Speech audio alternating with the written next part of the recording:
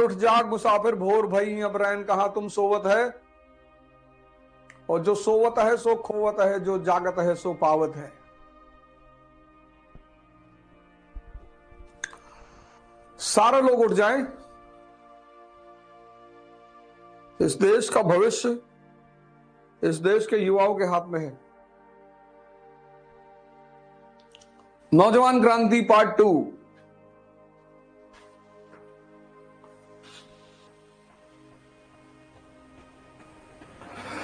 सब नहाएंगे धोएंगे, बिल्कुल तैयार होकर रेडी होकर आएंगे। और कुछ बनने से पहले कुछ बनना पड़ता है, साधना करनी पड़ती है। माता पिता का आशीर्वाद लेंगे किताब का सेशन खत्म होने के बाद। और हम शुरुआत करेंगे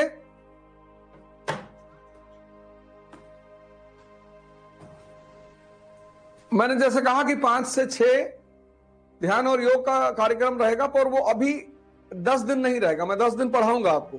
और ये विवेकानंद जी की एक किताब है, रामकृष्ण मठ से आती है, ध्यान। ये लेनी है, ये लेना ही लेना है। हिंदी में भी है, इंग्लिश में भी है। Those who are of English medium they can buy in English also. ये लेना है, ये भी लेना है। फिर आप जिस भी धर्म को मानने वाले हैं, जैसे मैं गीता पढ़ता हूं, न्यूज़पेपर सुबह नहीं पढ़ना है, छूना ही नहीं। दिन की शुरुआत एक पॉजिटिव थॉट से करनी, पॉजिटिव विचार से। एक श्लोक, एक पारा, एक पैराग्राफ, बस उस थॉट को दिन भर दिमाग में रखना है। कोई भी एक। मैं यथार्थ गीता पढ़ता हूं, आप बाइबल पढ़िए, कुरान पढ़िए, आदि ग्रंथ पढ़िए, जो भी आपका धर्म ग्रंथ है, जो भी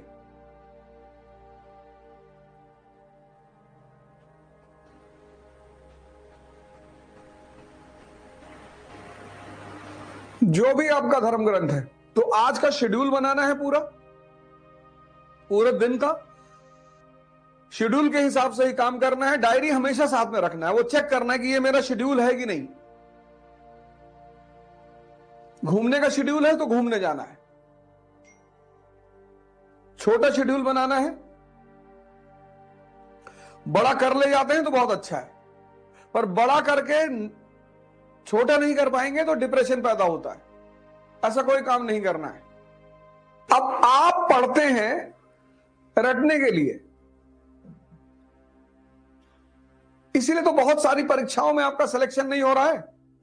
पहली अप्रोच ही गलत है। रटना है, तथ्यों को याद करना है, बिल्कुल नहीं। सब पूरे चैप्टर को समझना है और तथ्यों की प्रैक्टिस करनी है। अब जो भी चैप्टर हम पढ़ेंगे उसका पहले थीम निकाल लेंगे कि इस चैप्टर का थीम क्या है। इस चैप्टर को पढ़ने के बाद कौन सी पिक्चर बनेगी मेरे मन में, इसका इस्तेमाल करना है। यहां से पढ़ना है और यहां पर पिक्चर बनानी है। किताबों को अंडरलाइन मत करो। अंडरलाइन करने से तुम्हें एहसास होता है कि तुमने पढ़ लिया है। इस शब्द का, इस चिन्ह का इस्तेमाल करो। ये चाबी की तरह है, इसका काम है दिमाग को में डालकर इसको खोलना। ये पिक्चर यहां बननी चाहिए। वर्षों से वन में घूम घूम, बाधा विघ्नों को चूम चूम, सधूप घाम पानी पत्थर, पांडव आए कुछ और निखर। सौभाग्य न सब दिन सोता है, देखें आगे क्या होता है।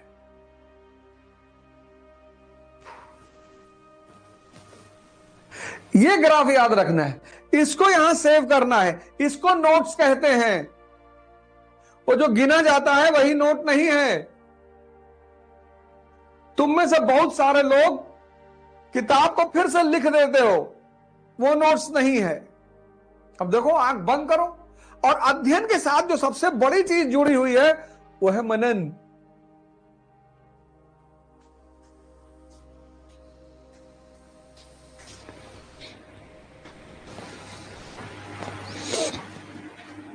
नहीं तो उल्टा सीधा जवाब दे दोगे किसी को, फिर भागे भागे घूमोगे। अब एक बात और याद रखना है, पढ़ना है, नेता नहीं बनना है। हमारे लिए इतिहास में जितने भी व्यक्ति हैं, वो कैरेक्टर हैं, उनसे रिश्तेदारी नहीं करनी है। उन्हें आदर्श बना सकते हैं अगर उनसे कुछ सीखना है तो। उनको आदर्श बना सकते हैं, भगत सिंह को आदर्श बना सकते हैं, गांधी को आदर्श बना सकते हैं, कलाम साहब को आदर्श बना सकते हैं, अंबेडकर को आदर्श बना सकते हैं, विवेकानंद को आदर्श बना सकते हैं, पर किसी भी व्यक्ति को आदर्श मतलब होता है किसी के पथ पर चलना, उसके लिए झगड़ा नहीं करना। आप अंबेडकर के पथ पे चलोगे तो आप अंबेडकर जैसे महान हो जाओगे। आप विवेकानंद के पथ पे चलोगे तो आप विवेकानंद जैसे महान हो जाओगे।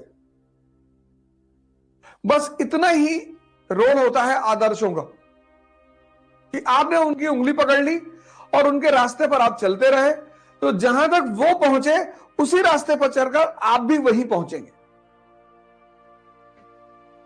हर व्यक्ति से हमें सीखना है। इतिहास एक ऐसा विषय है जो दो वर्गों के बारे में लिखा जाता है। एक शाही वर्ग के लिए, क्योंकि उन्हें इतिहास से सीखना होता है। एक आम आदमी के लिए, क्योंकि उन्हें इतिहास से लड़ना होता है।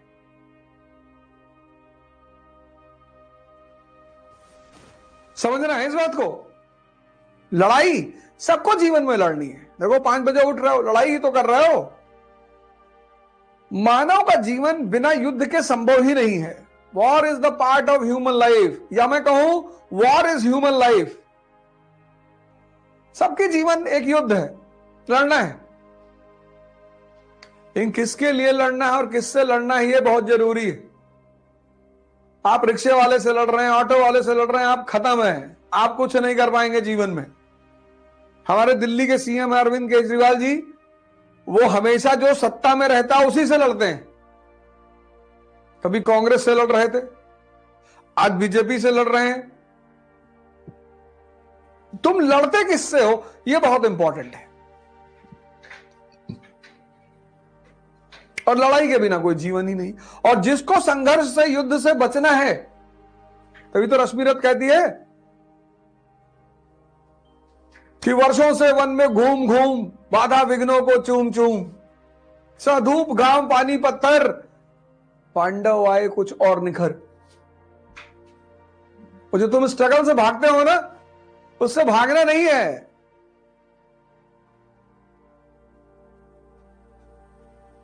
सौभाग्य न सब दिन सोता है, देखें आगे क्या होता है।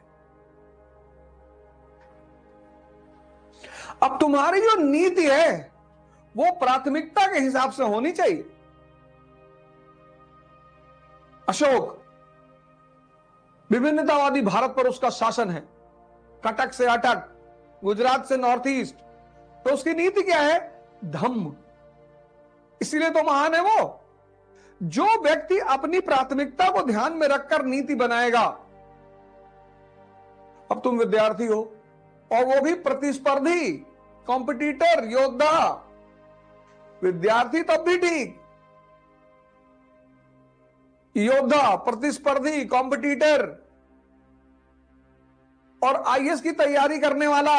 अब तुमको हिंदू पढ़ना है, 2 घंटा मिनिमम। तुमको 6 घंटे की अपनी शेड्यूल की पढ़ाई करनी है, 8 घंटा, यानी पर डे ये 8 घंटा तुम्हें देना ही देना है। और बाकी 4-5 घंटा डिस्कशन करना, सोचना, वॉक करना, एक्सरसाइज करना, ध्यान करना। यानी तुम्हारे जीवन में जीने का भी समय नहीं है। और एक ही साल की बात होती है, मैक्सिमम 2। तो 2 साल इन्वेस्ट करके अगर जिंदगी का 80 साल अच्छा हो जाए तो यार एलआईसी से भी अच्छी पॉलिसी है।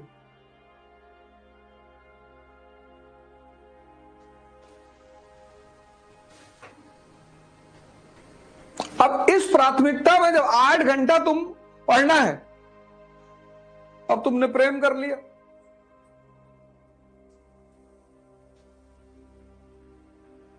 तो तुम्हारी प्राथमिकता ये थी नहीं, प्रेम गलत नहीं है, वो तुम्हारी प्राथमिकता नहीं थी। तुमने प्राथमिकता के विरोध में काम कर दिया, इसलिए तुम परेशान होने जा रहे हो। तुम प्रेम को दोष मत देना कि हमको लड़की बर्बाद कर दी, करती ही नहीं। जो जो एप्लीकेशन डालता है कि हमको बर्बाद कर दो, हमको बर्बाद कर दो, तो किसी किसी की इच्छा पूर्ति करती है। इसको बोलते हैं P = P। पॉलिसी किस पे डिपेंड करनी चाहिए? प्राथमिकता की। तुम्हें अपने जीवन की प्राथमिकताएं सेट करनी है, प्रायोरिटीज। एक औरत ने अपनी आदमी से कहा,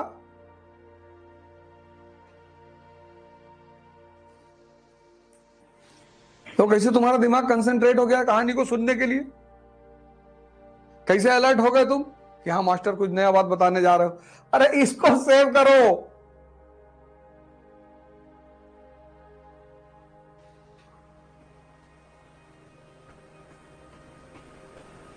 कुछ लोग तो बहुत बेचैन हो गए, पर्दे पे बैठ गए कि लड़की वड़की की बात नहीं कर रहे हो। आज करेंगे ना,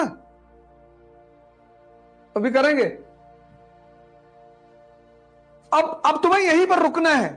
एक इमेज बनानी है। 1707 औरंगजेब की डेथ, विद्रोह, वित्तीय संकट, विद्रोह से निपटने के लिए ये सारी नीतियां।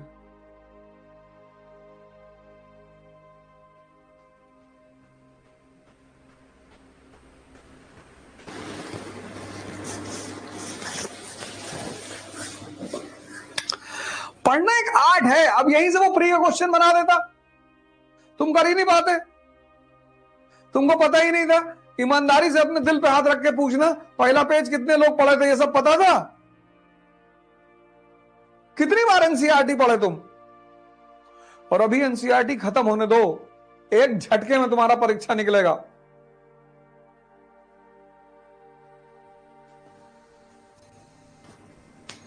डॉक्टर कहता है कि रोग मत ठीक होने दो।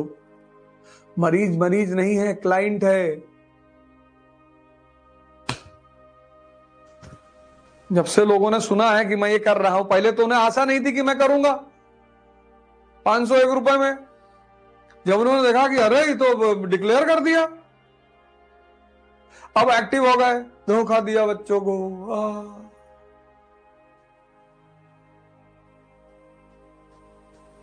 धोखा तो एक ही आदमी ने दिया था, भगवान कृष्ण ने दुर्योधन को। बाकी तो दुनियादारी है।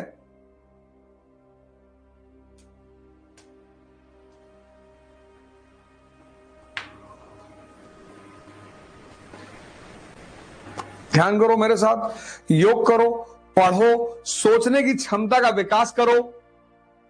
मैंने कहा ना, इस मंच से मैं बहुत नई नई चीजें करूंगा।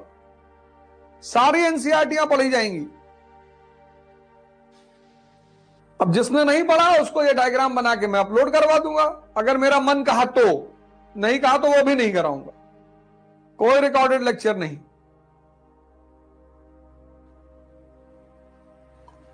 मैं आपके साथ उठ रहा हूं ना 4 बजे, मैं भी तो अपना टाइम आपको दे रहा हूं। आप उसका इस्तेमाल करो।